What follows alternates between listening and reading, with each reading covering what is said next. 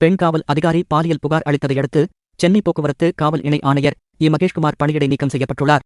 சென்னை காவல்துறையில் வடக்கு மண்டல போக்குவரத்து இணை ஆணையராக பணிபுரிந்த PS அதிகாரி மகேஷ்குமார் மீது போக்குவரத்து காவல் பிரிவில் பணிபுரியும் பெண் காவலர் ஒருவர் தமிழ்நாடு டிஜிபி அலுவலகத்தில் அண்மையில் புகார் ஒன்றை அளித்திருந்தார்.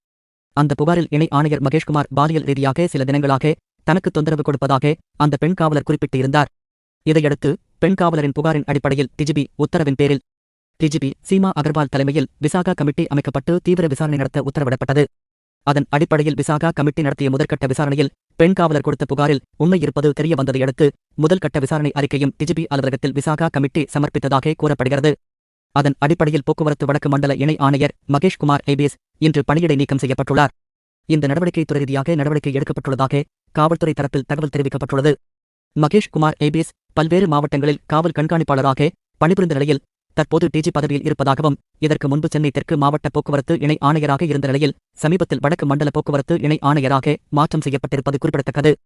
மேலும் கடந்த சில நாட்களாகவே இணை ஆணையர் மகேஷ்குமார் மருத்துவ விடுப்பில் இருந்த நிலையில் மற்றொரு பெண் அதிகாரியும் புகார் அளித்துள்ளதாக கூறப்படுகிறது.